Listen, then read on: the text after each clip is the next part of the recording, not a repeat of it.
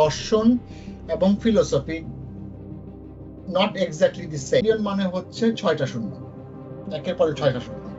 Billion মানে হচ্ছে একের পরে 9টা শূন্য। 1 বিলিয়ন সেকেন্ডের দিন না, 32 বছর। সায়েন্টিস্টদের মতে শিম্পাঞ্জি এবং আমরা হচ্ছি সিস্টার্স। সক্রেটিস, তুমি এথেন্স থেকে সিসিলি পালায় যাও।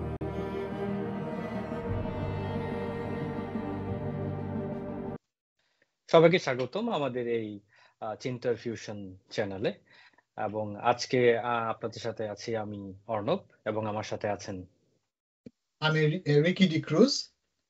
আমাদের এই চিন্তার ফিউশন চ্যানেলের প্রথম ভিডিওতে সবাইকে স্বাগতম।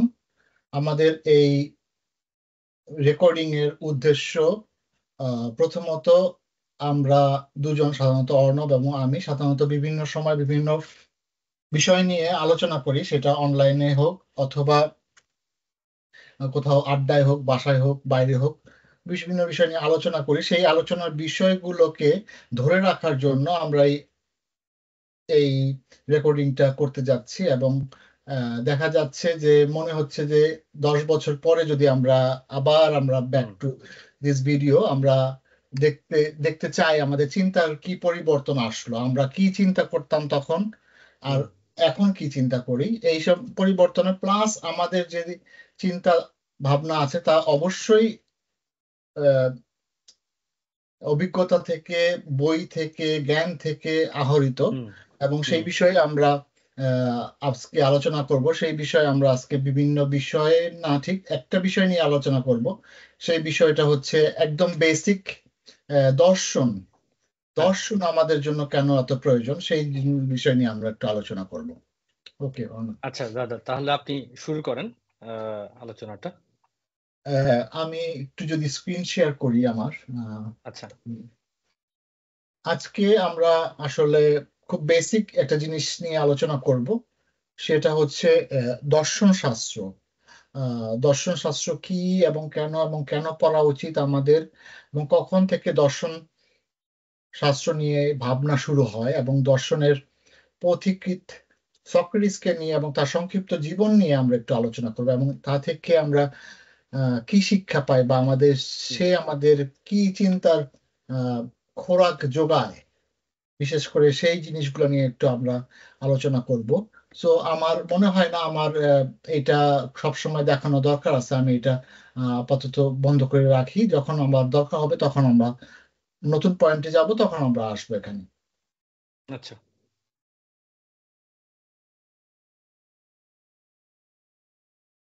আমরা যদি বলি দর্শন কি, দর্শন, আমরা বলি দর্শন, অনেকে দর্শন নিয়ে পড়াশোনা করে, দর্শন শাস্ত্র নিয়ে পড়াশোনা করে। বিশেষ করে আমরা যদি দেখি আমাদের ভারতীয় মহাদেশে অথবা বাংলাদেশে দর্শন হচ্ছে মানবিক বিজ্ঞানের একটি একটি একটি সাবজেক্ট। সেখানে আর্টসে যারা পড়ে, মানবিক বিজ্ঞানে যারা পড়ে, তারা শুধু দর্শন পড়ে। এবং তারপরে ইন্টারমিডিয়েটে এবং পরে তারা যদি অনার্স পড়তে চায়, তারপর তারা দর্শন পড়ে। কিন্তু আমরা যারা বিভিন্ন অন্য বিষয় নিয়ে পড়াশোনা করি, যেমন সায়েন্স অথবা ম্যাথমেটিক্স অথবা ফিজিক্স, সাইকোলজি, বা আরো অন্যান্য যে কোনো সাবজেক্টের জন্য আমরা একটা সাধারণ শিক্ষা গ্রহণ করি স্কুলে। তারপরে শেষ পর্যন্ত আমরা ইউনিভার্সিটি ব্যাচেলর পর্যন্ত আমরা, বা মাস্টার্স পর্যন্ত আমরা ওই বিষয়ে শিক্ষা গ্রহণ করি। কিন্তু আমরা যদি একদম শিক্ষার উচ্চ শিখরে পৌঁছাতে চাই, ফর এক্সাম্পল মাস্টার্স এর পরে যদি আমরা আরো ধাপ আগাতে চাই, সেটাকে আমরা বলি এমফিল, মাস্টার্স অফ ফিলোসফি।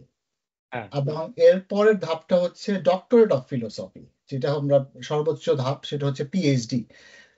সর্বোচ্চ ধাপকে আমরা ওটা।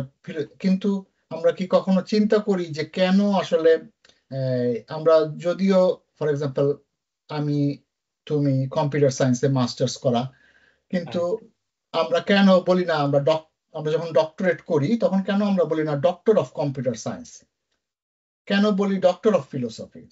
তো সেই জিনিসটা অবশ্য আমাদের একটা ভাবনার বিষয়, কেন আমরা এইটাকে বলি। আবার যারা ফিলোসফিতেও একদম ডক্টরেট করে, তারাও বলে doctor of philosophy in philosophy. So কেন ফিলোসফি?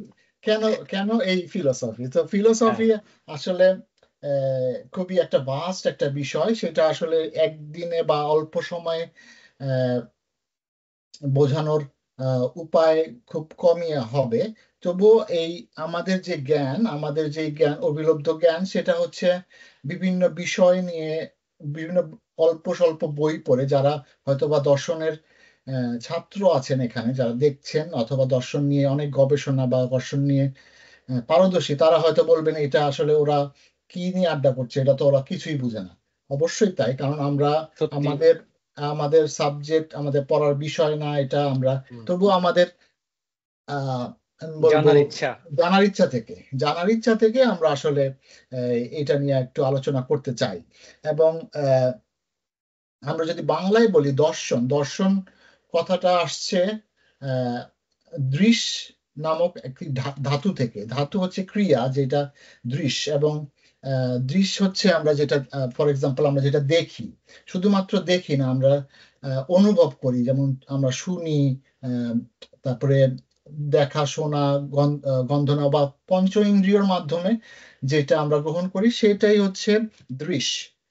হ্যাঁ। একটি শুধুমাত্র চোখের না।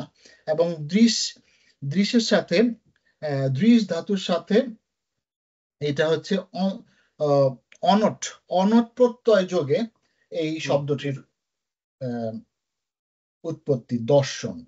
আচ্ছা। যেটা দিয়ে আমরা আসলে শুধুমাত্র, দর্শন হচ্ছে যে জগৎ বা জীবনের সম্পর্কে দৃষ্টি, দৃষ্টি দৃষ্টি দৃষ্টি আর কি। সেটা শুধুমাত্র চোখের দেখা না, এবং জগৎ এবং এবং জীবন সম্পর্কে আমাদের যে দৃষ্টিভঙ্গি, এবং সেটা যদি আমরা উপলব্ধি করি, সেটাই আসলে আসলে দর্শন। এবং আচ্ছা। কিন্তু কিন্তু ওয়েস্টার্ন ফিলোসফি, যদি আমরা বলি ফিলোসফি, ফিলোসফি এবং দর্শন, এই দুইটা শব্দ যদিও সমার্থক। আমি হুম। বললি, যেমন আমরা বলি ফিলোসফি, যে কেউ যদি বলে ফিলোসফি পড়ে, মাস্টার্স করে ফিলোসফিতে, আমরা হুম। বলি মাস্টার্স করে দর্শনে, সেটা আমরা আচ্ছা। বলি। কিন্তু ফিলোসফি এবং দর্শন, হুম। যতটুকু আমাদের জ্ঞান বুদ্ধি বা আলোচনা থেকে আমরা বুঝতে পেরেছি, দর্শন এবং philosophy not exactly the same. Philosophy হচ্ছে একটি গ্রিক শব্দ থেকে আসছে, যেটা হচ্ছে, ফিলোস হচ্ছে ভালোবাসা, এবং হুম। সোফিয়া হচ্ছে জ্ঞান। তো হুম। জ্ঞানের প্রতি যে ভালোবাসা, সেটাকেই ওয়েস্টার্ন কালচারে বা গ্রিক কালচারে, গ্রিক থেকে যেহেতু আসছে, আহ, গ্রিকরাই আসলে প্রথমেই এই দর্শন নিয়ে চিন্তা ভাবনা, বা দর্শন কিছু, দর্শন নিয়ে তো চিন্তা ভাবনা ছিল না, আসলে ছিল চিন্তা হুম। ভাবনা। হুম। চিন্তা ভাবনা থেকে সেটা পরে নামকরণ করা হয়েছে ফিলোসফি। সো ওই ওই জায়গাটা থেকে আসলে এই ফিলোসফি কথাটার উৎপত্তি হয়েছে। এবং এবং এই সেই জ্ঞান মানে, জ্ঞানের প্রতি ভালোবাসা, তার মানে এই না আমি যত জ্ঞান আছে আমার আশেপাশে, আমি বই পড়লাম, আমি জানলাম, আমি সবকিছু বুঝলাম, আমি সব থিওরি পড়ে বুঝলাম, কিন্তু আসলে সেই জ্ঞান না। ফিলোসফির যে জ্ঞান, সেই জ্ঞান আসলে সেই জ্ঞান না। কিন্তু ওই জ্ঞান লব্ধ করার পরে পারিপার্শ্বিক অভিজ্ঞতা থেকে আমাদের জীবনে যে আহুত সিচুয়েশন বলবো, বা যে ঘটনা বলবো, বা যে কোনো কিছুকে আমরা যদি আহ, এটা বাংলা আমি কি বলবো, ডিডাকটিক পদ্ধতিতে একটি, বা রিজনিং এর মাধ্যমে যদি একটি কনক্লুশনে আমরা আসতে পারি, বা চিন্তার মাধ্যমে, যে আমার এই বুদ্ধিলব্ধ বুদ্ধিলব্ধ বা বই থেকে, বা বর্তমান যুগে যদি বলি ইন্টারনেট থেকে আহুত যে জ্ঞান সেটা, এবং পারিপার্শ্বিক যে অভিজ্ঞতা, সেইটা থেকে হুম। যদি আমরা সেটাকে মিলন ঘটায়া যদি একটা কনক্লুসিভ কিছুতে আনতে পারি, সেটাকেই আহ, তারা বলতেছে, সেটাই হচ্ছে ইউ আর আ ফিলোসফার, মানে তুমি চিন্তক, তুমি চিন্তা করতে জানো। পৃথিবীর আসলে সবাই চিন্তক, কিন্তু কেউ কম, কেউ বেশি। যার অভিজ্ঞতা কম, যার পুঁথিগত বিদ্যা, অথবা অথবা এই ইন্টারনেট বা যে যে ইনফরমেশনের কথা বলি, লাইব্রেরির জ্ঞান বা বইয়ের জ্ঞান, বা বুদ্ধিলব্ধ জ্ঞান, অথবা অভিজ্ঞতা কম, তাদের তাদের চিন্তার জগৎটা কিন্তু ছোট। চিন্তা করার তারা হয়তো পায় না, এত স্কোপ পায় না যে এবং কিন্তু যাদের যাদের জ্ঞানটা বা আমি বলবো পড়াশোনা বেশি, ফর এক্সাম্পল যদি বলি পড়াশোনা অনেক বেশি, সে শুধুমাত্র এই একাডেমিক পড়াশোনার কথা বলতেছি না এখানে, যে একাডেমিক পড়াশোনা সে তার খুব কম হতে পারে, কিন্তু তার জ্ঞানের প্রতি একটা ইচ্ছা আছে, সে বই পড়ে, সে ইন্টারনেটে, ফর এক্সাম্পল আমাদের সময় এখনকার সময়ে ইন্টারনেটে, ফর এক্সাম্পল শুধুমাত্র ফেসবুক সোশ্যাল মিডিয়া না, বাট সে ওখান থেকে ইন্টারনেট থেকে সে জ্ঞান লব্ধ করে, এবং সেই লব্ধ জ্ঞানটা সে তার জীবনে, তার সোসাইটিতে, তার পরিবারে সে দেয়, এবং এবং দিয়ে একটা কনক্লুশনে নিয়ে আসে, এবং যার কনক্লুশন যত বুদ্ধিদীপ্ত সে তত বড় দার্শনিক। এটা আসলে আচ্ছা। আমার আমার আমার কাছে মনে হয়েছে। তো দাদা, আমি আসলে বুঝতে পেরেছি যে আপনি আসলে এইখানে যে ফিলোসফি এবং দর্শন, বাংলা শব্দ দুইটা যদিও বা দর্শনকে বাংলায় রূপান্তরিত করলে ইংরেজিতে অনুবাদ করলে আসলে ফিলোসফি আছে, কিন্তু আপনি যে পার্থক্য যেটা বললেন সেটা যদি আপনি কনক্রিট একটা এক্সাম্পল দেন, আহ, তাহলে আসলে ভিউয়ার আসলে ভালো মতো বুঝতে পারবে যে আসলে ফিলোসফিটাকে আমরা এখানে কি বোঝাতে চাচ্ছি। আহ এটা আসলে কনক্রিট ওইভাবে হঠাৎ করে দেওয়া একটু সমস্যা, বা একদম হয়তো বা টপ অফ মাই হেড নাই এখন বর্তমানে, কিন্তু আমি যদি একটা ছোট বাচ্চার একটা উদাহরণ দেই, যে বাচ্চা কিভাবে আচ্ছা। একটা সে তার অভিলব্ধ জ্ঞান থেকে হুম। সে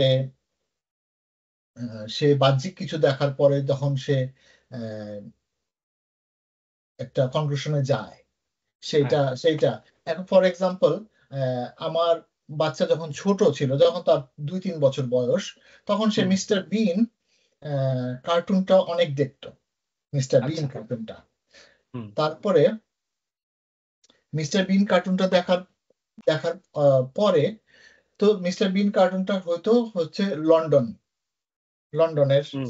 সিনারিও, হুম। লন্ডনে অনেক টেলিফোন বুথ আছে, হ্যাঁ। অনেক টেলিফোন, লাল রঙের টেলিফোন বুথ। হ্যাঁ, লাল রঙের তো টেলিফোন বুথ, সে হ্যাঁ। তো দেখতো, সে তো জানে না। আহ, হুম। তো একদিন আমাদের শহরের সিটি সেন্টারে আমরা যখন গেলাম, তখন সে হুম। ছোট, তখন সে হঠাৎ হ্যাঁ। করে বলতেছে মিস্টার বিন, মিস্টার বিন, মিস্টার বিন। আচ্ছা। তখন সে ছোট, মানে হ্যাঁ। সে বিন বিন বা এরকম কিছু একটা করতেছে, তা আমি বুঝলাম মিস্টার বিন আবার কোথায় এখান থেকে। হ্যাঁ। তারপরে অনেকক্ষণ পরে আমি আর আমার ওয়াইফ বুঝতে পারলাম যে সে ওই যে লাল রঙের একটা টেলিফোন বুথ আছে আমাদের সিটি সেন্টারে, হুম। সেইটাকে সে দেখাইতেছে। তারপরে মানে সেটা তার অবিলব্ধ জ্ঞান হচ্ছে তার কার্টুন, এবং সে আচ্ছা। যখন বাহ্যিক ভাবে সে এটা দেখছে, হুম। হ্যাঁ, সে বাহ্যিক ভাবে সে এটা দেখছে, তখন সে ওইটা সে মিলাইতে পারছে, এবং সে একটা কনক্লুশনে আসছে এটাই মিস্টার বিন, বা মিস্টার বিনের কিছু একটা হইতেছে এখানে। তো তার 2-3 বছরের যেই জ্ঞানের পরিধি, তার যে হুম। চিন্তা ভাবনা, ওইটুকের ভিতরেই সে ওইটুক বলছে। ওইটা আসলে আমি একটা ছোট বাচ্চার উদাহরণ দিয়ে দিলাম, কিন্তু এটা আসলে বড়দের ক্ষেত্রে আরো বড় বড় হয়। যেমন আমি হুম। বললাম যে সবাই আসলে আমরা দার্শনিক, কেউ ছোট হুম। কেউ বড়, কেউ আচ্ছা। কনক্লুশনটা আমরা ভালো দিতে পারি, কেউ কনক্লুশনটা আমরা দিতে পারি না, অথবা কেউ কনক্লুশনটা খুবই ভালো দেয়, যে সে পৃথিবী বিখ্যাত দার্শনিক হইতে পারে। যেমন আচ্ছা। রিসেন্ট পৃথিবী বিখ্যাত দার্শনিকের ভিতরে আমি যারা ঠিক বেঁচে নাই, যারা মারা গেছে, হেগেল, হেগেল নামে একজন আছে, তারপরে হুম। জার্মানের জার্মানের হেগেল এবং জার্মানের কান্ট নামে আরেকজন আছে, যেগুলো নিয়ে আমরা হয়তো পরে আলোচনা করব। কিন্তু তাদের হুম। তাদের অবিলব্ধ জ্ঞান, যেমন ফর এক্সাম্পল কান্টের অবিলব্ধ, যার যে দর্শন শাস্ত্রের যে থিওরি, সেটা এখনো কেউ খণ্ডন করতে পারে নাই। সেটা নিয়ে আমরা হয়তো আচ্ছা। আলোচনা করব। তবে আমি এরপরে আলোচনা করতে চাই আরেকটা বিষয়, সেটা হুম। হচ্ছে আসলে দর্শন শাস্ত্র আহ, আমাদের কেন পড়া উচিত, এবং আচ্ছা। এবং কেন পড়া উচিত সব সময়, এটা নিয়ে কেন ভাবা উচিত। কারণ হচ্ছে হচ্ছে কি, যে জীবনের ক্ষেত্রে আমরা যে আমরা বলি না, আমরা আমরা আসলে মাঝে মাঝে ব্যঙ্গ করে বলি, আরে লোকটা দার্শনিক হয়ে গেছে, হ্যাঁ, যে হুম। যখন সে খুব চিন্তা করে। সেই জন্য আমাদের মনে হয় আসলে মাঝে মাঝে একটু দার্শনিক হওয়ার দরকার আছে, দরকার আছে, মানে এইসব এই এদের এইগুলো বইগুলো এবং ইন্টারনেটের কারণে আজকাল অবিলব্ধ জ্ঞান শুধুমাত্র বই পড়ে দরকার হয় না। বই পড়ার আজকাল সময় নাই, কিন্তু আমাদের ইউটিউব আছে, আমাদের চ্যাট জিপিটি আছে, অনেকভাবে আমরা আসলে জ্ঞান গ্রহণ করতে পারি।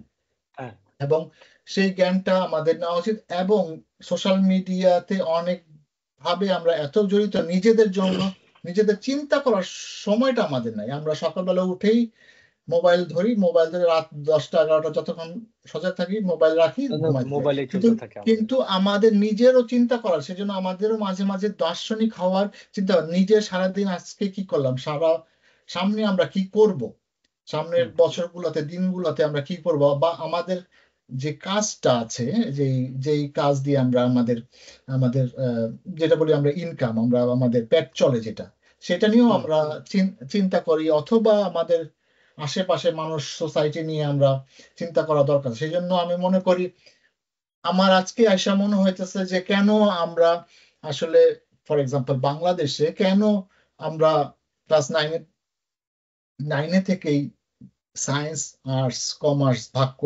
ভাগ করে দিলাম। সরি, ভাগ করে দিলাম। আমাদের যারা সায়েন্স পড়ে তারা সায়েন্স পড়ে, হুম যারা আর্টস পড়ে তারা আর্টস পড়ে, কমার্স পড়ে, সায়েন্সের যারা কমার্সে আর্টসে যাইতে পারে যদি তাদের ভালো রেজাল্ট না হয় ভবিষ্যতে হুম গিয়ে। তো কিন্তু আর্টসে খুব কম মানুষ যায় সায়েন্স থেকে। কিন্তু হুম আমার আমার কাছে মনে হয়, যদি আজকে আর্টসের ফিলোসফি, সাইকোলজি, তারপরে সমাজ সমাজ বিজ্ঞান, হ্যাঁ হ্যাঁ হ্যাঁ, যে সোশ্যালিজম, বা ইতিহাস এগুলো যে নিয়ে। ইতিহাস এবং ইতিহাসও খুবই জরুরি মানুষের গঠনের জন্য। এবং অবশ্যই। এগুলো যদি আমরা পড়তাম, আহ, আমাদের একটা বেসিক ধারণা, যেমন ওয়েস্টার্ন এডুকেশনে, যেমন ফর এক্সাম্পল সুইডেনে আমরা যদি দেখি যে 12 ক্লাস পর্যন্ত মোটামুটি সবাই একই জিনিস পড়ে। হুম হ্যাঁ, তারপরে তারা অনার্সে গিয়ে, তারপরে তারা তারা ডিসাইড করে যে কে আর্টস পড়বে, কে নার্সিং পড়বে, কে ডাক্তারি পড়বে, কে ইঞ্জিনিয়ারিং পড়বে, তখন তারা ডিসাইড করে। তো একটা হ্যাঁ বেসিক 12 ক্লাস পর্যন্ত, মানে আমাদের ইন্টারমিডিয়েট পর্যন্ত তারা ওইটা পড়ার সুযোগ পায়। এবং এতে হয় কি, যে আপনার তোমার বেসিক সবকিছু সম্পর্কে একটা ধারণা হয়। এখন যেমন আমি বা তুমি এখন আইসা আমরা জ্ঞানের আহরণে আমরা চাইতেছি সেই ইন্টারমিডিয়েটে বা অনার্সে, যে ওই সময় যেই যেই জিনিসগুলো পড়তে পারতাম, আজকে আমরা এগুলো হয়তো হ্যাঁ। পড়ি, কিন্তু কিন্তু তখন যদি পড়তাম তাহলে আমাদের আহ, জীবনের অভিজ্ঞতাটা আরটু মনে হয় বেটার হইতো।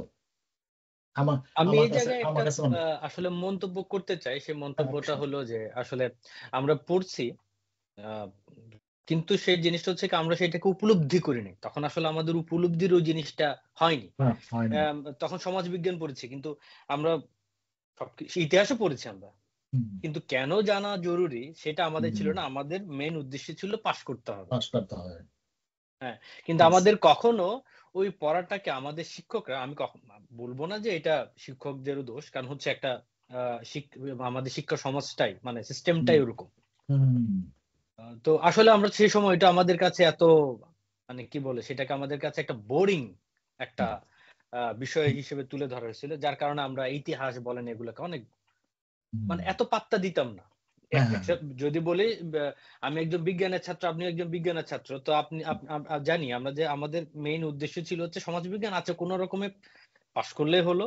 আমাদের মেইন আমাদের মূল আহ, আসলে ফোকাসটা হওয়া উচিত এই হুম। অঙ্ক, জীববিজ্ঞান, তার পদার্থবিজ্ঞান, এসবে। তো এসবের জন্য আসলে আমরা আমাদের জিনিসটা ওখানে ফোকাসটা আসলে যায়নি, এবং সমাজবিজ্ঞান বা বলেন। হ্যাঁ, এখানে আমি আরেকটা অ্যাড করতে চাই, একটা একটা একটা তোমারই আমি একটা চিন্তার ভাবনা, আমাদের চিন্তার ফিউশন তো, আপনার একটা চিন্তার ভাবনাই তোমারে আমি দেই। তাহলে কি আমরা আমাদের সোসাইটি ওই সময় বা এই সময়, যেই সময় হোক, হুম ওই সময় আমরা কি as a society, as a family, as a whole, যারা হুম শুধু আমরা পড়ছি, নিজেরা পড়ছি যে হ্যাঁ তোমার সায়েন্স পড়তে হবে, কারণ তুমি ডাক্তার ইঞ্জিনিয়ার ছাড়া উপায় নাই, কারণ হুম এটা আমি সহ আমার ফ্যামিলি এবং আমার সোসাইটিও কিন্তু এটাতে উৎসাহ দিছে। তার হুম, মানে কি, অবশ্যই। হ্যাঁ সমাজ বিজ্ঞান, আহ, সমাজ বিজ্ঞান পড়ে যারা সমাজের উন্নয়ন করবে, সমাজ বিজ্ঞান পড়ে সমাজের উন্নয়ন করবে, সেখানে কিন্তু যারা ক্লাস 8-এ ভালো নাম্বার পাইতো না সায়েন্সে, ম্যাথে, তাদের পাঠানো হতো। তাহলে হ্যাঁ কি আমরা এজ এ সোসাইটি আমরা কি একটা স্বার্থপর সোসাইটি গড়ে তুলছি না নিজেরাই? হ্যাঁ, অবশ্যই অবশ্যই স্বার্থপর। আমরা তো স্বার্থপর বলেই হুম, আমরা আসলে বিজ্ঞানের দিকে গেছি। কারণ হুম, হচ্ছে বিজ্ঞান যদি পড়ি আমাদের কাছে অনেকগুলো অপশনস থাকে। কিন্তু হুম, আমি যদি এখন কমার্স নিয়ে পড়তাম, মানে কমার্সের কোনো বাণিজ্যিক বিষয় নিয়ে যদি পড়তাম, তাহলে আমি কিন্তু আজকের বিজ্ঞানের বিষয়গুলো নিয়ে আমি পড়তাম না। হুম। অঙ্কও পড়তাম না। বা যে এই যে হায়ার ম্যাথস বা জেনারেল ম্যাথস এগুলো নিয়ে আমাদের পড়া হতো না। তো আসলেই হ্যাঁ, একটা স্বার্থপর। কারণ হচ্ছে সবাই স্বার্থটাই দেখছে। আর যারা হুম, স্বার্থের মধ্যে পারেনি তারা কি বলা হচ্ছে হ্যাঁ, পরবর্তী অন্য সাবজেক্ট গুলা চুজ করছে। হ্যাঁ, এবং এবং আরেকটা আরেকটা বিষয় দেখো যে এই এই স্বার্থবাদিতা করে আমরা এই স্বার্থবাদী হয়ে যে এই বিজ্ঞানটা পড়লাম, বিজ্ঞানটা হুম, পড়ে আমরা সব ট্যালেন্টেড বাংলাদেশের সব ট্যালেন্টেড ছেলে পেলে যদি ধরি তারা হুম, বিজ্ঞান পড়ছে। হ্যাঁ, আমরা আমরা আমাদের সোসাইটিতে অথবা সোসাইটির ক্ষেত্রে অথবা বিজ্ঞানের ক্ষেত্রে অথবা পৃথিবীতে আমাদের বাংলাদেশি ছেলে পেলেদের অবদান সায়েন্সে কতখানি। আমরা তো মনে হয় শুধুমাত্র সায়েন্সটা ইউজ করেই আমাদের পেট চালানোর জন্য আমাদের আহ, আমি কি বোঝাতে পারছি আমার কথাটা? হ্যাঁ, হ্যাঁ, হ্যাঁ, হ্যাঁ, হ্যাঁ, আমি সেটা বুঝতে পারি। আসলে হচ্ছে কি আমরা বিজ্ঞানটা পড়েছি যাতে ভবিষ্যতে ঠিক থাকে, আমি আমার পরিবারের হালটা ঠিক মতো ধরতে পারি। কারণ হচ্ছে যে যদি সায়েন্স পড়ে অনেকগুলো অপশনস থাকবে, দিন হুম, শেষে আমি গিয়ে যে কোনো একটা চাকরি করতে পারবো। ঠিক আছে? হুম, যেমন আমার অনেক বন্ধু আছে যারা কম্পিউটার সায়েন্সে গ্রাজুয়েশন কমপ্লিট করে পরবর্তীতে ব্যাংকে আছে। কারণ হচ্ছে তার অনেক স্কোপ ছিল। হ্যাঁ, হুম, কিন্তু সে যদি এখন আর্টস নিয়ে পড়তো হয়তো হুম, এই স্কোপটা তার হতো না, একটু যুদ্ধ করতে হতো। হুম। ঠিক আছে?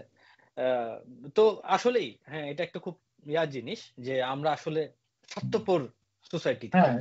এবং এবং আমার আমার কাছে মনে হয়েছে যে আমাদের কন্ট্রিবিউশন কন্ট্রিবিউশন কিন্তু সোসাইটি বা পৃথিবীতে যদি বলি সায়েন্সে আমাদের আমাদের ছেলেরা বাংলাদেশের সায়েন্স পড়ুয়া ছেলে মেয়েরা খুব ভালো ভালো জায়গায় আছে পৃথিবীর, আমেরিকা কানাডা বা পৃথিবীর টপ পজিশনে সব টপ টপ কোম্পানিতে ইউনিভার্সিটিতে তারা আছে। হুম, কিন্তু সেই তুলনায় আমাদের সায়েন্সে ফর এক্সাম্পল শুধুমাত্র সায়েন্সই ধরলাম যেহেতু সায়েন্সই পড়ছি আমরা সায়েন্স হুম, এবং ইঞ্জিনিয়ারিং এ অবদান দুঃখিত। কয়টুকু কয়টা হুম, আমাদের কয়জন বিজ্ঞানী তৈরি হয়েছে, আমরা কি নতুন পদ্ধতি আবিষ্কার করছি, শুধুমাত্র হাতে গোনা কয়েকজন ডক্টরেট প্রফেসর ছাড়া আমাদের হুম, কি সেই অবদান আছে কিনা? আমরা সব আমাদের মনে হয় আমাদের সায়েন্স পড়ে এই ট্যালেন্টেড লোকজন সায়েন্সের কর্মী হয়েছি, মানে হ্যাঁ, সায়েন্সের সায়েন্স রিলেটেড কর্মী আর কিছু না।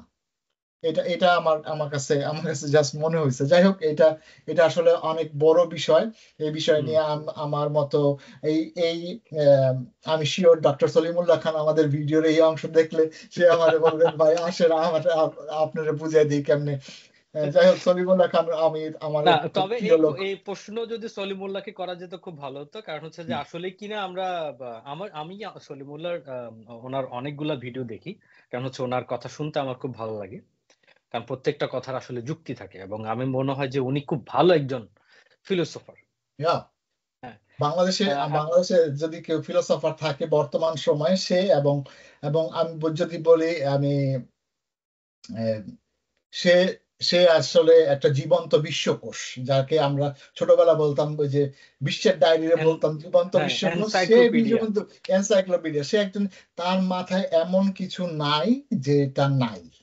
এবং হ্যাঁ, সে কিভাবে কিভাবে শিক্ষার বক্তব্যে আইসা কিভাবে সে দর্শন, ফরাসি বিপ্লব, এই তারপরে ধরো এই কৃষি কৃষি রেভলিউশন, 70,000 হুম। বছর সালে কৃষি রেভলিউশন, এগুলা কিভাবে যে সে রিলেট করে, আমি আসলে আর কি মুগ্ধ আর কি তার তার বক্তব্যে।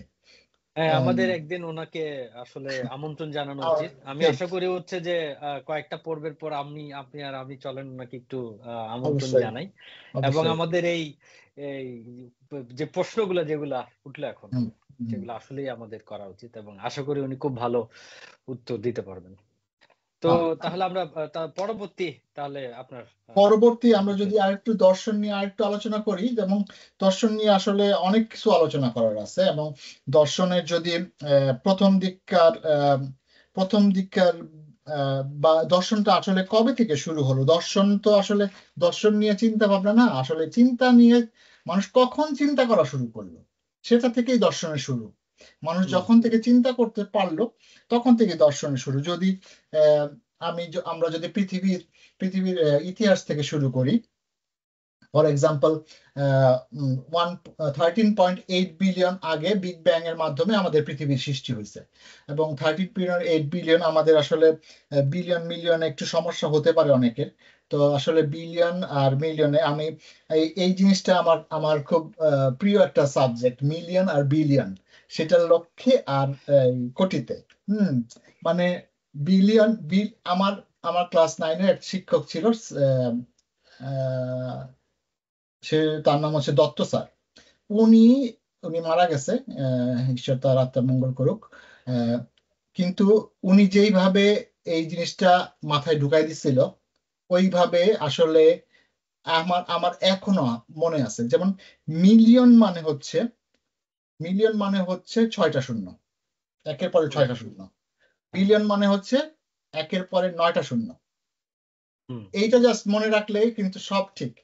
হ্যাঁ, 6 এবং 9, এবং তখন তখন তখন সে শূন্যের যে পাওয়ার সেটা বুঝাইতে গিয়া সে এই এক্সাম্পলটা দিছিল, মিলিয়নে 6টা শূন্য, বিলিয়নে 9টা শূন্য। তো এক সে তখন বলতেছিল, বলতো এক মিলিয়ন সেকেন্ডে কতদিন? তো আমরা তো তখন এই মোটামুটি ক্যালকুলেটর থাকলেও এটা কিন্তু বেশ কঠিন ক্যালকুলেশন, খুব তাড়াতাড়ি চট করে সম্ভব না। 10-15 মিনিট সময় দিলে হাতে কলমে কইরা ফেলান যেত, তখনও তো আসলে কম্পিউটার ছিল না। তখন তখন সে বলছিল 12 দিনের কাছাকাছি। 1 মিলিয়ন সেকেন্ড মানে 12 দিনের কাছাকাছি। আর আর তখন আমাদের বলছিল, তাহলে বলো তো 1 বিলিয়ন সেকেন্ডে কতদিন? আচ্ছা, তোমার ধারণা আছে? না আমি আর এই মুহূর্তে আমাকে আবার ওই বুঝতে পারছি। কোন দিন 1 বিলিয়ন সেকেন্ডে দিন না, 32 বছর। আচ্ছা, চিন্তা করতে পারছো মিলিয়ন আর বিলিয়নের পার্থক্য কতখানি? আমরা যখন বাংলাদেশের মানুষের টাকার সংখ্যা শুনি, এত বিলিয়ন ডলার কামাইছে, এত 32 বিলিয়ন তার ডলার। মানে 32 বছরের টাকা গায়েব। মানে মানে 1 বিলিয়ন মানে হচ্ছে 1 বিলিয়ন 1 বিলিয়ন টাকা, ডলার বা টাকা যদি বলে কেউ, তার মানে বুঝবো তার 32 কোটি, 32 কি মানে 32 ইয়ারের সমান তার পয়সা, টাকা সেকেন্ডে পয়সা। পয়সা পয়সা। যাই হোক, ওইটা আসলে অন্য বিষয়, কিন্তু আসলে 13.8 বিলিয়ন আগে বিগ ব্যাং এর মাধ্যমে আসলে আমাদের এই পুরা বিশ্ব ব্রহ্মাণ্ডের সৃষ্টি, সেখানে ইউনিভার্স, আমাদের ইউনিভার্স, পুরো বিশ্বব্রহ্মাণ্ড, আধা আধা হাজার হাজার ইউনিভার্সের জন্ম। যেটা নিয়ে আমরা আসলে কোনো ইসে যাইতে চাই না, এটা আসলে সায়েন্টিস্টরা বলে, বিতর্কে যাইতে চায় না, অনেক বিতর্ক আছে এগুলো নিয়ে। এবং 4.5 বিলিয়ন ইয়ার্স আগে আমাদের এই পৃথিবীর সৃষ্টি, এবং পৃথিবীতে প্রথমে একদম উত্তপ্ত একটা জিনিস ছিল তখনই, এবং এটা আস্তে আস্তে ঠান্ডা হয়েছে, এবং ঠান্ডা হইতে তার সময় লাগছে বেশ অনেক বছর। এবং 3.8 বিলিয়ন বছর আগে, মানে 4.5 এর উৎপত্তি হয়েছে, পৃথিবীর ফরমেশন হয়েছে 3.8 বিলিয়ন বছর আগে আমাদের জীবের সৃষ্টি হয়েছে, বিভিন্ন জীব, অর্গানিজম সৃষ্টি হয়েছে। এবং এরকম করতে করতে তারপরে এই 6 মিলিয়ন বছর আগে আমাদের, 6 মিলিয়ন বছর মানে হচ্ছে, আমি যদি বলি 60 লাখ বছর আগে, 60 লাখ বছর আগে, এই তখন আমাদের মা এবং শিম্পাঞ্জির মা একই মা ছিল। আমরা সায়েন্টিস্টদের মতে শিম্পাঞ্জি এবং আমরা হচ্ছি সিস্টার্স। তারা একই মায়ের দুই বোন থেকেই একজন মা, একটা ব্রাঞ্চ রেভলিউশনের মাধ্যমে হয়ে গেছে মানুষ, আর একটা ব্রাঞ্চ শিম্পাঞ্জি হয়ে গেছে। তো এটা এটা এটা তারা বলে। এবং এরকম করতে করতে এই 6 বিলিয়ন বছর এবং 2.5 মিলিয়ন বছর পরে এভলিউশনের মাধ্যমে মানুষ সৃষ্টি হলো। কিভাবে সৃষ্টি হলো? ওই আমাদের ওই যে রেভলিউশনটা মানুষের সাইডে আসলো, তারা আস্তে আস্তে 4 পায়ে থেকে 2 পায়ে হওয়া শুরু করলো।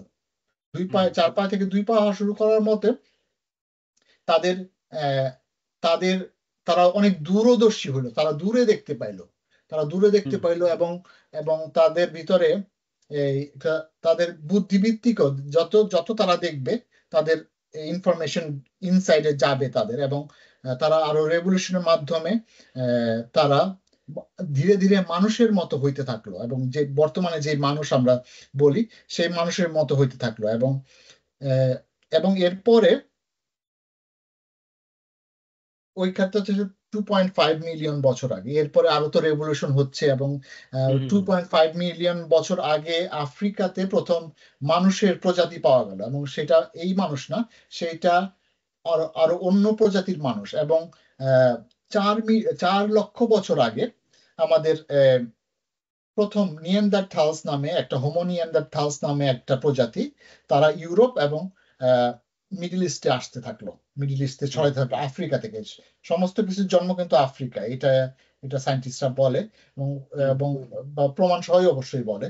এবং আফ্রিকা থেকে তারা ইউরোপে এবং মিডল ইস্টে, এবং স্পেসিফিক্যালি যদি আমি বলতে পারি, এটা হচ্ছে ইথিওপিয়া, মোস্ট প্রবাবলি হ্যাঁ, most Ethiopia. Probably Ethiopia. Ethiopia. Yes, Ethiopia যে অঞ্চলটা এখন সেটা। তারপরে 3 লক্ষ বছর আগে, 4 লক্ষ বছর আগে নিয়েন্ডারথালস চলে গেল, এবং 3 লক্ষ বছর আগে ওই নিয়েন্ডারথালস থেকে কিছু অংশ লোক তারা আবার হোমোস্যাপিয়েন্স হয়ে গেল। হ্যাঁ, হোমোস্যাপিয়েন্স মানে বর্তমানে আমরা যে মানুষ। হ্যাঁ, হুম, এবং হোমোস্যাপিয়েন্স এবং নিয়ান্ডারথালস, আহ, এই এই এই এই সব এই টাইমলাইনটা আমি আসলে পাইছি ওই যে ইউভাল নোহা হারারির একটা আচ্ছা, খুব হ্যাঁ। চমৎকার একটা বই, the Sapiens brief history of time. এটা লিঙ্কটা আমরা দিয়ে দেবো ডিসক্রিপশনে, দেখে নিতে পারেন, বা শুনতে পারেন। অডিও বুক আছে, বই আছে, সবই আছে, ইংলিশ ইংলিশ বাংলা যে কোনো ল্যাঙ্গুয়েজেই আছে। তো খুবই চমৎকার একটা বই। এবং ওইখান থেকে আরো যেটা জানলাম আমরা, যে নিয়েন্ডারথালস এবং হিউম্যান, আমাদের হোমোসেপিয়েন্স, নিয়েন্ডারথালস কিন্তু ছিল আরো মানুষের চেয়ে, বর্তমান মানুষের চেয়ে আরো বড়, লম্বা এবং বড় সড়ো, এবং তারা কাইন্ড অফ যোদ্ধা। হ্যাঁ, এবং হোমোসেপিয়ান্স মানুষ, তাদের কাছে দাঁড়াইতে পারার কথা না। এক হুম, ওইখানে ধরো যদি 10 জন হয়, আর এখানে হোমোসেপিয়ান্স 100 জন হয়, কিন্তু তারা যুদ্ধে কখনোই হোমোসেপিয়েন্স পারবে না। কিন্তু তবুও হোমোসেপিয়েন্স মানে মানুষ, হোমোসেন্স প্রজাতি, তাদের হারায়া তারাই টিকা রইল পৃথিবীতে। একটা সময় কিন্তু নিয়ান্ডারথালস পৃথিবী থেকে বিলুপ্ত হয়ে গেল। কারণ হচ্ছে শুধুমাত্র হিউম্যানের, মানুষের কগনিটিভ ডেভেলপমেন্টের কারণে, কোনো এক কারণে মানুষ, হোমোসেপিয়েন্সের কগনিটিভ ডেভেলপমেন্ট হইতে শুরু করলো ভালো আকারে। তারা প্রথম কগনিটিভ ডেভেলপমেন্টের রেজাল্ট হিসাবে তারা কথা বলা শুরু করতে পারলো। কথা বলা, যে কোনো প্রাণী কথা বলতে পারে অল্প স্বল্প, জাস্ট পাখি যেমন কথা বলে, মা ভাত দাও খিদা লাগছে, বা তাদের সুরে, বা কান্না করে যে আমার এখন ভাত খাওয়ার সময় হয়েছে, ওইটুকুই। কিন্তু মানুষ তাদের ভাষার মাধ্যমে তারা স্টোরি টেলিংও যেতে পারলো, বিভিন্ন স্টোরি তারা বলা শুরু করলো, সরি, এবং এতে করে তাদের মানুষের মাথার বুদ্ধিমত্তা আরো বাড়তে থাকলো। এবং মানুষ নিয়েন্ডারথালসের বিপরীতে তারা, অনেক মানুষ ধরেন ধরো একটা নিয়েন্ডারথালস গ্রুপকে হারাইতে হইলে আমাদের একটা স্ট্র্যাটেজি দরকার। সেই স্ট্র্যাটেজি নিয়ে আলোচনা করতে পারা, আমাদের কি কি অস্ত্র থাকতে হবে, কোথায় কোন জায়গায় কোন লোক দাঁড়াইতে হবে, সেগুলা নিয়ে আসলে তারা আলোচনা করার মাধ্যমেই এবং স্ট্র্যাটেজি ডেভেলপমেন্টে করার মাধ্যমেই তারা এই পৃথিবীতে রয়ে গেল। এটা হচ্ছে 70 বছর আগের ঘটনা। তখন থেকেই তারা ডেভেলপমেন্ট শুরু হইতেছে, মানুষের কগনিটিভ ডেভেলপমেন্ট। এবং এখান থেকে 12,000 বছর আগে, আজকে থেকে 12,000 বছর আগে, 10 থেকে 12,000 বছর আগে মানুষ কৃষিবিদ হলো। মানুষ আগের মানুষ ছিল, আজকে এখানে দলভিত্তিক ভাবে চলতো, বা একাই চলতো, বা ফ্যামিলি চলতো, যাই হোক যেটাই চলতো, তারা এক জায়গায় যাইতো, সেখানে যা খাবার আছে তা খাইতো, তারপরে তারা যাযাবর ছিল। কিন্তু যখন 10,000 বছর বা 12,000 বছর পরে তারা কৃষিকাজ শিখলো, হুম, কৃষিকাজ যা হুম, বুঝতে পারলো, তখন তারা আস্তে আস্তে সেটেল হওয়া শুরু করলো, যে না, আমি এখানেই থাকবো, এই জমিটা উর্বর, এবং এই জমিটা উর্বরের কারণে আমি এখানেই থাকবো, এবং এখানেই আমি আমার চাষাবাদ করব। এবং সেই কারণে তুমি দেখো পৃথিবীতে আজকে সব নদীর পাড়েই কিন্তু বসতি, বড় বড় শহর। তুমি আজকে দেখো বড় বড় সভ্যতা তো শহর, সব নদীর পাড় থেকে শুরু, সব সব প্রত্যেকটা নদীর পাড়ে, সভ্যতা।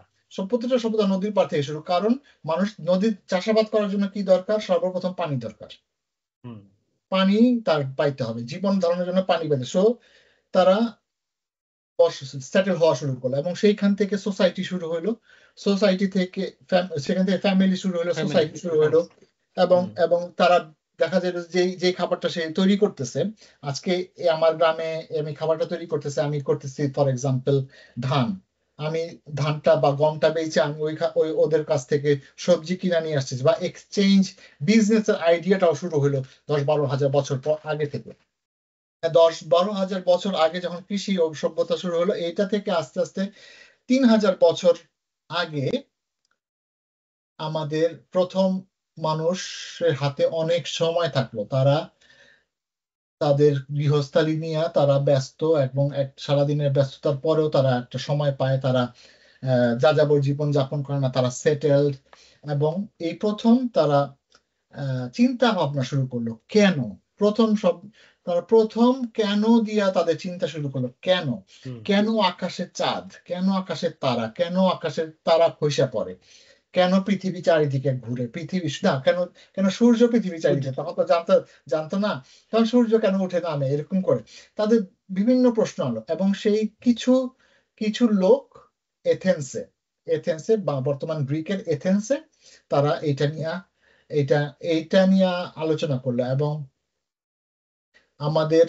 প্রথম গ্রিক ফিলোসফার বা আমাদের ওয়েস্টার্ন ফিলোসফিতে যেটা বলে, প্রথম আসছে এখান থেকে প্রায় 2700 বছর আগে, 2700 বছর আগে, বা 2700 থেকে 3000 বছর আগে। এবং তুমি যদি দেখো ঠিক একই সময়ে ইন্ডিয়াতে, মানে আমাদের ভারতীয় দর্শনে, ভারতীয় উপমহাদেশে কিন্তু বৌদ্ধ দর্শনের আবির্ভাব হইলো, বৌদ্ধ দর্শন 2500 থেকে 3000 বছর আগে। তো আসলে ওই সময়টাই কোনো কারণে দুইটা জায়গায়, ওয়েস্টার্ন এবং ইন্ডিয়া বা ভারতীয় উপমহাদেশে, দুইটা জায়গাতেই আমাদের সব এই ফিলোসফি তো ঠিক বলতো না, তখন বলতো আর কি চিন্তার ধারণা, তারপর আস্তে আস্তে তারা নামকরণ করছে এটা ফিলোসফি, যে লাভ অফ উইজডম, সেটা নাম করছে। এইটাই আসলে আর কি বলতে পারো তুমি, ওইখান থেকেই দর্শন শাস্ত্র শুরু। এবং প্রথম দার্শনিক হিসাবে বলা হয় থেলস নামে একজন, 2700 বছর আগে তার আবির্ভাব হয়েছিল, তার সম্পর্কে খুব একটা বেশি জানা যায় না, তবে থেলসই প্রথম এবং তার মতবাদ সম্পর্কে আসলে আমি তেমন জানি না। তবে গ্রিক সভ্যতা বা ওয়েস্টার্ন সোসাইটিতে, ওয়েস্টার্ন ফিলোসফিতে সবচেয়ে প্রমিনেন্ট হচ্ছে আমাদের সক্রেটিস। যেমন সক্রেটিসের আমরা আসলে আরেক সেকশনে চলে আসছি, অসুবিধা নাই, কন্টিনিউ করি। সক্রেটিসকে বলা হয় আর কি দর্শনের পথিকৃৎ, সে দর্শনের পথ দেখাইছে, সে মাত্র 71 বছর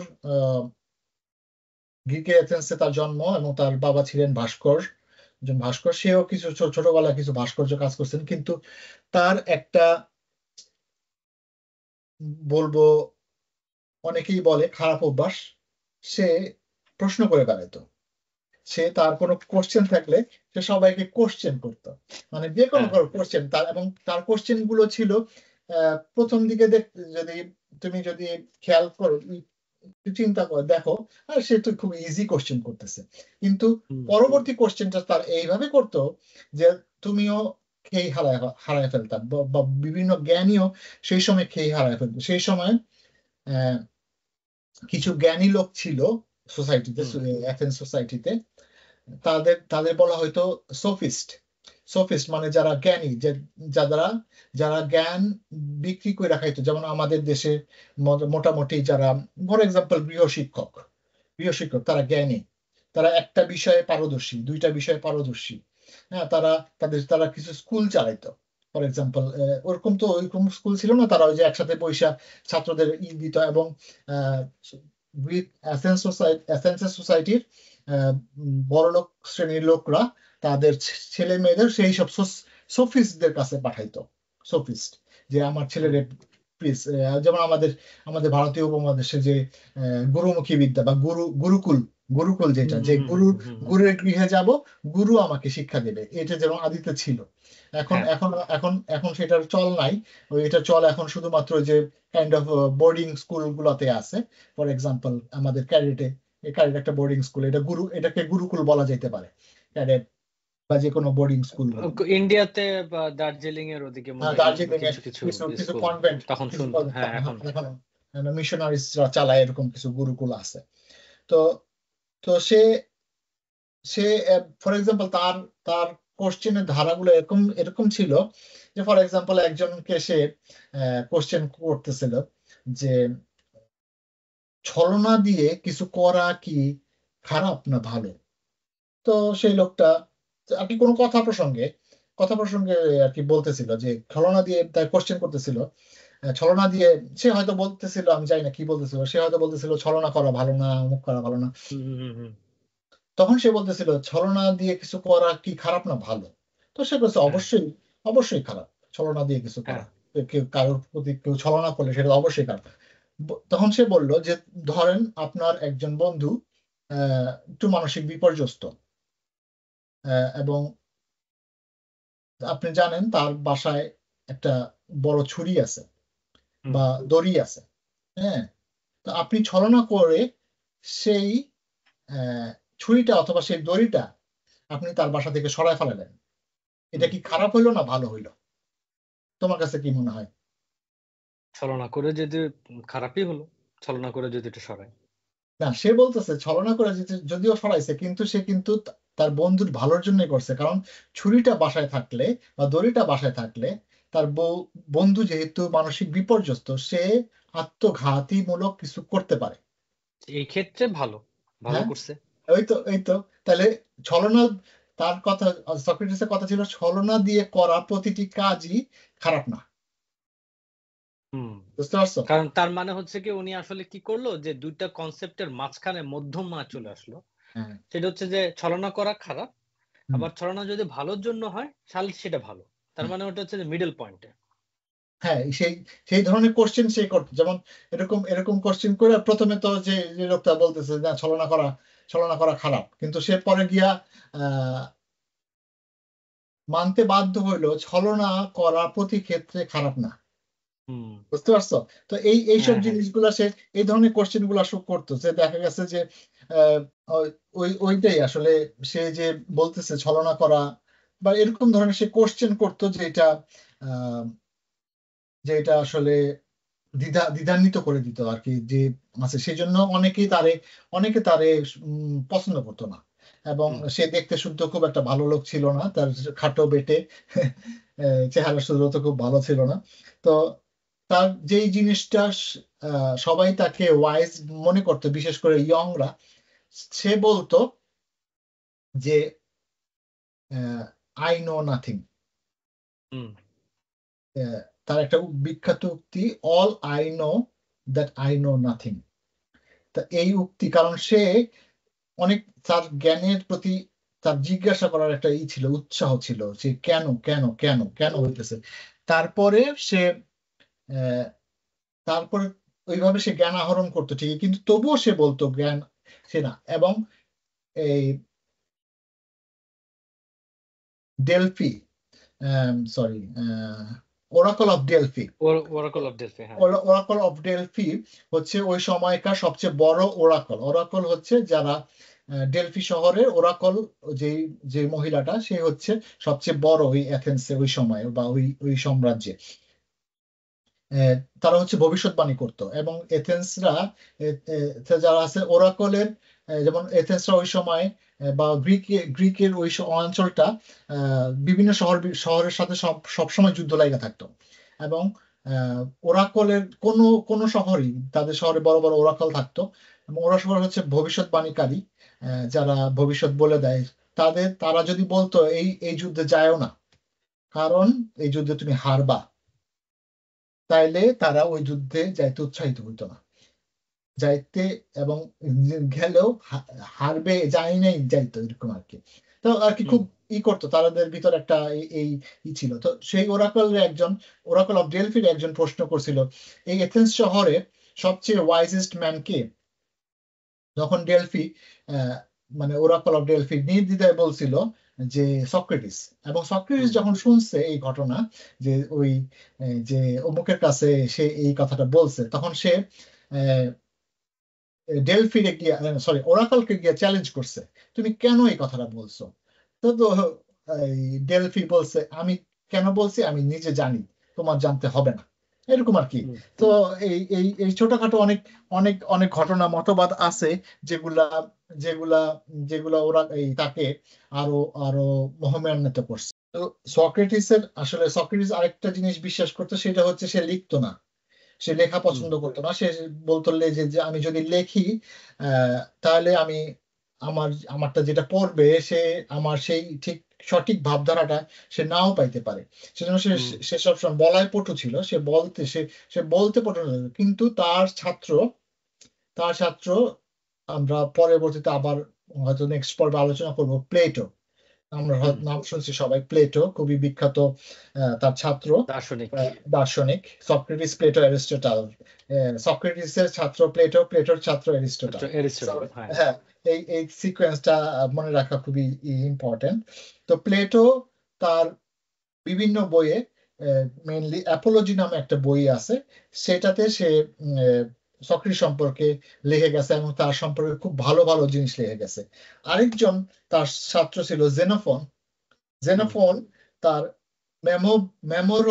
মেমোরোব্লিয়া নামে একটা বইয়ে লিখে গেছে। সেইখানে সে সক্রেটিস সম্বন্ধে ভালো লেখছে, খারাপও লেখছে, একটু মিশ্রণ আর কি। আর আরেকজন ছিল অ্যারিস্টোফোন্স।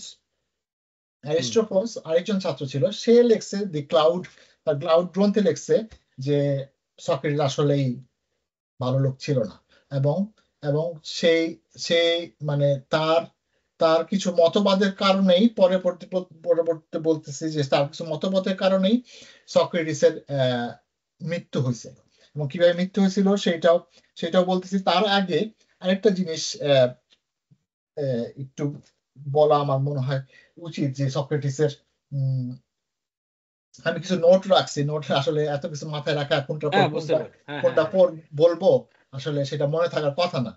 তোমার যদি হ্যাঁ কোশ্চেন থাকে অবশ্যই বলবা, অবশ্যই। আহ, হ্যাঁ তো একটা একটা মতবাদ যেটা বলা হয় যে জেনারেল প্রবলেম অফ সক্রেটিসের একটা প্রবলেম, সেটা হচ্ছে পাথোগিনিয়াস। এই আসলে গ্রিক নামগুলো আসলে খুব কঠিন, হ্যাঁ। তো আমরা যারা অভ্যস্ত না, তারা হ্যাঁ সক্রেটিস, প্লেটো, অ্যারিস্টটল, এই তিনটা নাম খুব ইজি, কারণ ছোটবেলা থেকে শুনছি, পড়ছি।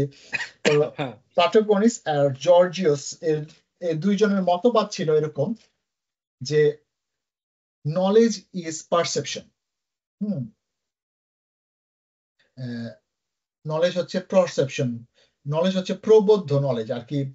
প্রত্যক্ষ নলেজ, সরি, প্রত্যক্ষ, আমরা প্রত্যক্ষ করে যা পাই তাই আমাদের নলেজ। জেনারেল প্রবলেম অফ সক্রেটিসে যেটা বলে সেটা হচ্ছে দুই সোফিস্ট, প্রোটাগন প্রোটাগনিয়াস এবং জর্জিয়াসের দুই মতামত ছিল এরকম, যে নলেজ ইজ পারসেপশন। হ্যাঁ, মানে নলেজটা হচ্ছে আমরা প্রত্যক্ষ করে পাই। প্রত্যক্ষ কিভাবে? আমাদের ষষ্ঠ ইন্দ্রিয়, পঞ্চ হুম ইন্দ্রিয়, ষষ্ঠ ইন্দ্রিয় যদি বলি যে আমাদের জ্ঞান, হুম মনোচক্ষু দিয়ে যা যা পাই তাই হচ্ছে আমাদের নলেজ। হ্যাঁ, এবং আহ, আরেকটা তাদের ছিল খুব পপুলার, সেটা হচ্ছে হোমো ম্যানসুরা। হোমো হুম ম্যানসুরাস, এটা এটা এটা একটা গ্রিক শব্দ। এটার মানে হচ্ছে man is the measure of all things. হুম, মানুষ। এবং ওই সময় তারা বিশ্বাস করত যে আমি যেটা বিশ্বাস করি, আমি হুম হুম সেইটা আমার জন্য ঠিক। তুমি যেটা বিশ্বাস করো, তুমি সেইটা তোমার জন্য ঠিক। হুম কিন্তু এতে করে দেখা গেছে কি, এরকম যখন এরকম প্রবাদ ছড়ায় গেছে, মতবাদ ছড়ায় গেছে, তখন দেখা গেছে গ্রিক শহরে বা একটা একটা ক্যাওটিক সিচুয়েশন তৈরি হয়েছে। হ্যাঁ, হুম কারণ এক একজনের মধ্যে, ফর এক্সাম্পল আমি মনে করতেছি, for example killing is right, হুম তুমি বলতেছো killing killing is is not right. So দেখা গেছে যে, কিন্তু সক্রেটিস এসে বললো না, নলেজ বা জ্ঞান ইউনিভার্সাল হইতে হবে। কিছু নলেজ বা জ্ঞান ইউনিভার্সাল হইতে হবে, এবং সেই নলেজটা হইতে যাতে যাতে মানুষ এখানে আমি আমি একদম একদম কোট করি তার, he believed in the truth of morality and universal validity of knowledge. হ্যাঁ, যে আচ্ছা। একটা নলেজের ইউনিভার্সিটি ভ্যালিডিটি থাকতে হবে, যাতে আমরা সবাই এক কিছু কি কিছু এথিক্স বা কিছু জিনিস আমরা সবাই মানি না এটা ঠিক, এটা বেঠিক, এটা বেঠিক। কারণ আমি যদি মানি কিলিং ইজ রাইট, তুমি যদি মানো তাহলে সোসাইটিতে একটা কেওটিক সিচুয়েশন তৈরি হবে, এক একজন এক এক মতবাদে বিশ্বাসী হবে। সো সেই কারণেই তারা সক্রেটিস আইসা তাদের চ্যালেঞ্জ করলো, ডিফেন্ড করলো এইটা নিয়ে। তো এইটা নিয়ে যখন ডিফেন্ড করলো, তারা সোসাইটির আসলে বড় বড় লোক, হ্যাঁ, তারা আসলে খুব একটা মাইনে, এবং এই তখন আবার ইয়ং সোসাইটি, ইয়ং পিপল তার তার সাথে খুব কাজ করা শুরু করলো, মানে তারে ভালোবাসলো, তারে লাগলো। এখন তারা দেখা গেছে যে এই সময় তারা বলতেছিল যে তখন তারে অ্যাকিউজ করলো, তারে কোর্টে নিয়ে হাজির করলো যে সক্রেটিস তো আমাদের ইয়ংদের মাথা উল্টে ফেলাইতেছে। হ্যাঁ, এইসব নিয়ে তারা করলো, এবং সক্রেটিসের বন্ধু বান্ধব তারে বলল যে সক্রেটিস তুমি এথেন্সে থেকে সিসিলি পালাই যাও। তখন সক্রেটিস আমাদের নেতাদের বলে বলছে সক্রেটিস পালায় না। হ্যাঁ, কিন্তু আমাদের নেতারা তো অনেকেই পালাই গেছে, যাই হোক, কিন্তু সে পালায় নাই। যাই হোক, এটা একটা হাস্যরস করলাম আর কি, একটু যোগ করলাম, কিন্তু সে পালায় নাই।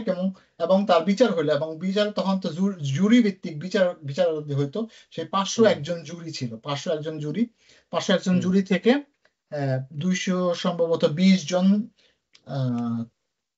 না 220 জন চাইছে, সে বলছে নির্দোষ, কিন্তু 280 জন বলছে, বা 281 জন বলছে সে দোষ। সেজন্য আসলে তার 71 বছর বয়সে তারে মৃত্যুদণ্ড দেওয়া হলো। এবং মৃত্যুদণ্ড দেওয়ার সময়ও সে বলছিল যে আমি জানি না, তার যে ডায়লগ ছিল আই নো নাথিং, সে বলতেছিল আমি আসলে জানি না কেন আমি মৃত্যুদণ্ড পাইতেছি, বা যাই হোক এরকম কিছু একটা বলছিল। এবং তারে ওই যে হেমলক নামক বিষ পানে তাকে মৃত্যুদণ্ড দেওয়া হয়েছিল, হেমলক খুবই, এবং ওইটা খেলে পুরো সেন্স শরীর আস্তে আস্তে অবশ হয়ে যায়।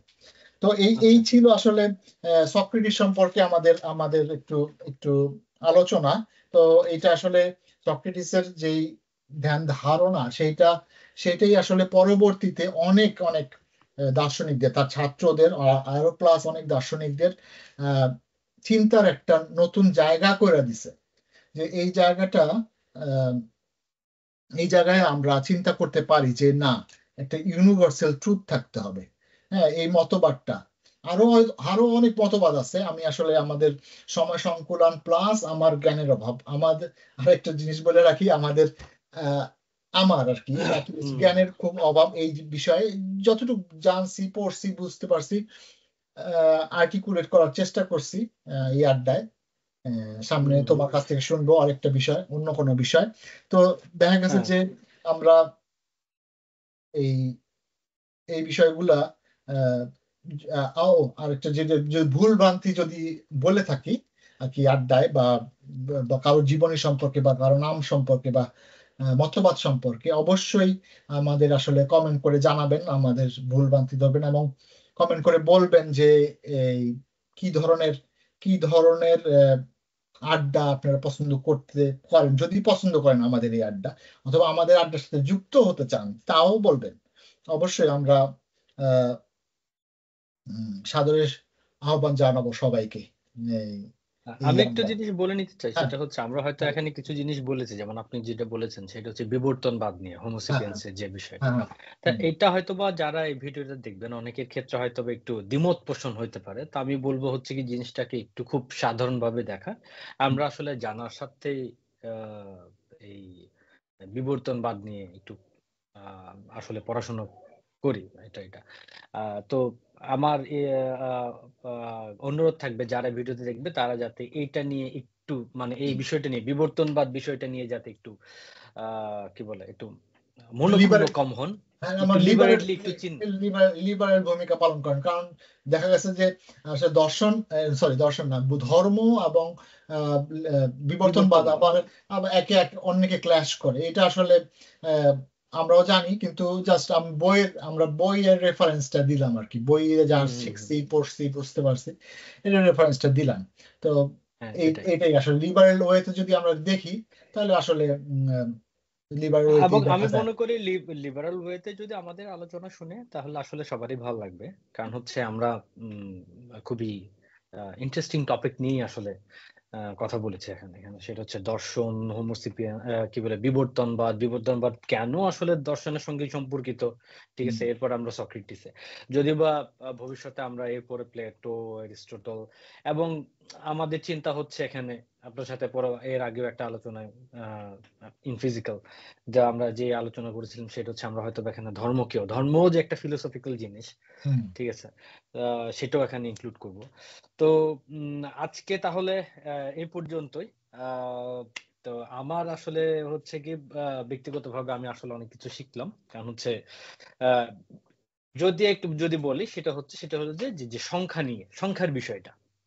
সংখ্যার বিষয়টা আসলে খুবই একটা ইন্টারেস্টিং জিনিস। আর হচ্ছে আমরা তো আড্ডা দিতেই থাকি, পরবর্তী কোনো একটা বিষয় নিয়ে পরবর্তীতে একটা আড্ডা হবে, এই আর কি। ধন্যবাদ অর্ণব তোমার সময়ের জন্য, থ্যাংক ইউ, সবাইকে ধন্যবাদ। সবাইকে তাহলে ধন্যবাদ। আমরা তাহলে পরবর্তী একটা ভিডিওতে তাহলে সবার সাথে দেখা হবে। আর যদি এমন হতে পারে পরবর্তী ভিডিওতে আমাদের সঙ্গে একজন অতিথিও থাকতে পারেন, দেখা যাক এই বিষয়টা। তাহলে এই ভিডিও তাহলে আজকে এই পর্যন্ত। সবাইকে দেখার জন্য ধন্যবাদ, এবং আমাদের চ্যানেলের পাশে থাকবেন, ভালো কমেন্ট করবেন, আমাদেরকে একটু উৎসাহ যোগাবেন যাতে আমাদের এই যদি কোনো ভুল হয় সেগুলো যাতে আমরা শুধরে আর খুব ভালোভাবে বিভিন্ন টপিকের উপর আমরা আড্ডা দিতে পারি, প্রেজেন্টেশন ভালো মতো দিতে পারি। ওকে, ধন্যবাদ। ধন্যবাদ।